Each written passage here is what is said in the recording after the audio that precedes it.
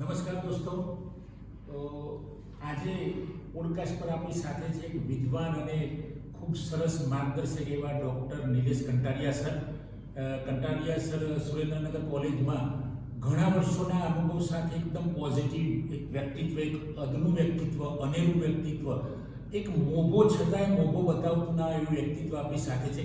મિત્રો, આ વિડીયો ખાસ જોજો, કારણ કે એમના 30 વર્ષના નિચોડનો અનુભવ છે. તો કંટારિયા સાહેબ, આપને મારે પ્રશ્ન એ પૂછવાનો છે કે આપણો વ્યવસાય જે લાઇબ્રેરી ઇન્ફોર્મેશન સાયન્સ વ્યવસાય કેવો છે તમારી દ્રષ્ટિએ? જી સાહેબ, નમસ્કાર. મારા પરમ મિત્ર કાનડિયા સાહેબનું સ્વાગત છે સૌરાષ્ટ્ર યુનિવર્સિટીની અંદર. સાહેબ, જે આ પ્રશ્ન પૂછો છો, આ વ્યવસાય ખૂબ ઉમદા વ્યવસાય છે. મારા 30 વર્ષનો અનુભવ બહુ આ ફિલ્ડની અંદર ખૂબ એક્ટિવથી કામ કર્યું છે. હાલ મને આ વ્યવસાયની અંદર 30 વર્ષ પૂરા થતાં એવું જાણવા મળ્યું છે કે સમાજને આપણે કંઈક ને કંઈક વસ્તુ પ્રદાન કરી શકીએ છીએ.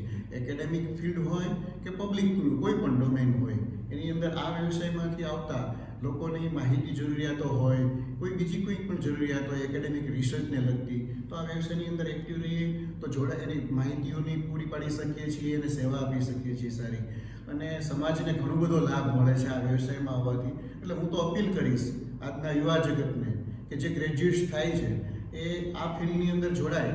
અને આમ તો અત્યારે જે પ્રાચીન કાળમાં જોઈએ તો ગ્રંથનો વ્યવસાય આઈટી સાથે સંકળાયેલ છે, એટલે આઈટી ફિલ્ડના વિદ્યાર્થીઓ પણ આ ક્ષેત્રમાં ખૂબ પ્રદાન કરશે. અત્યારે તો એઆઈ બેઝ લાઇબ્રેરી આવતા અત્યારે ખૂબ નવયુવાનોની જરૂર છે કે આ ફિલ્ડમાં સારી રીતે સેવા કરી શકે સાહેબ. બિલકુલ બિલકુલ સાહેબ.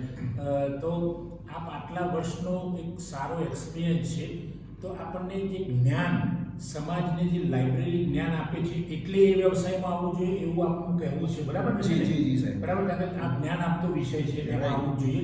અને સાહેબે કીધું કે કોઈ પણ ગ્રેજ્યુએટ થયેલી વ્યક્તિ આવી શકે. તો મિત્રો, આપ પણ લાઇબ્રેરી ઇન્ફોર્મેશન સાયન્સ વ્યવસાયમાં પ્રવેશો અને આપ આ વ્યવસાયનો લાભ લો. સર, આપના અંડરમાં લગભગ કેટલા રિસર્ચર અત્યાર સુધીમાં પીએચડી થયા છે? હા સાહેબ, 2010ની અંદર મારી પીએચડી રિસર્ચની ગાઈડશીપની જર્ની ચાલુ થઈ. લગભગ 15-16 વર્ષના એક્સપિરિયન્સ પછી 12 સ્ટુડન્ટને પીએચડીની ડિગ્રી એવોર્ડ થઈ છે અને 2 સ્ટુડન્ટ્સનું અત્યારે રિસર્ચ વર્ક ચાલુ છે. બરાબર. તો મિત્રો, સાહેબનું સાંભળ્યું કે તમે એવું માનતા નથી કે ગુજરાતી, અંગ્રેજી અથવા તો બીજા સોશિયલ સાયન્સ અથવા તો સાયન્સીસના સબ્જેક્ટમાં જ પીએચડી થવા એવું નથી, પણ લાઇબ્રેરી ઇન્ફોર્મેશન સાયન્સના વિષયમાં પણ તમે પીએચડી થઈ જાઓ. સાહેબને તો પીએચડી થયા ઘણા વર્ષો થયા અને એમણે ઘણા વિદ્યાર્થીઓને રિસર્ચ કરાવ્યું છે, રેફરી તરીકે રહ્યા છે, ક્યાંક એક્સપર્ટ તરીકે ગયા છે, અને એ એટલું એન્જોય પુસ્તકો સાથે કરે. સાહેબ, પુસ્તકો સાથેનો તમારો અનુભવ કેવો છે? થોડીક વાત કરો તો.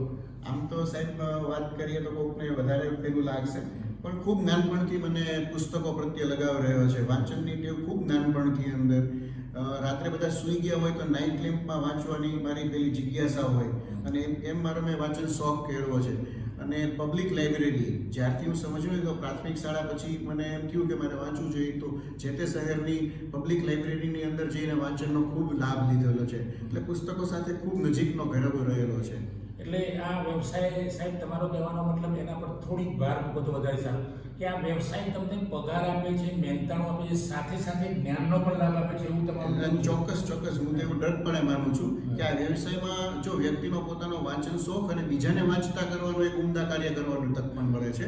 અને બીજાને, હું તો નવયુવાન પેઢીની એવી અપીલ પણ કરું છું કે લોકો સોશિયલ મીડિયામાં અલબત્ત રહેવું જ જોઈએ, પણ એની સાથે સાથે વાંચનનો પણ શોખ કેળવવો જોઈએ. અને વાંચનનો શોખ કેળવશો તો તમને અંદર જ્ઞાન, વિઝડમ ડેવલપ થશે, એવું મારું કહેવું છે સાહેબ. સરસ. જો મિત્રો, સાહેબનો એક્સપિરિયન્સ તો આમ હું વિચારું કે મારા કરતાં પણ વધુ છે. એટલે એક વિદ્વાન માણસ જોડે બેસીને એમની જોડે ચર્ચા કરીને આ વિડીયો આપ જોશો તો આપને લાગશે, ભલે ટૂંકો વિડીયો હશે પણ તમને એવું લાગશે કે નહીં, આવા વિદ્વાનો ખૂબ ઓછા હોય છે. અને સરળ વિદ્યાર્થીઓ માટે બિલકુલ સરળ એવા સાહેબે, કંટારિયા સાહેબે જે વાત કરી આપણને ખૂબ મજા આવી. મિત્રો, તમે પણ રાહ ના જોતા ગુજરાત વિદ્યાપીઠમાં ડિપાર્ટમેન્ટ ઓફ લાઇબ્રેરી સાયન્સમાં આવો અને આપ MLISC master of library information સાયન્સમાં પ્રવેશ મેળવો.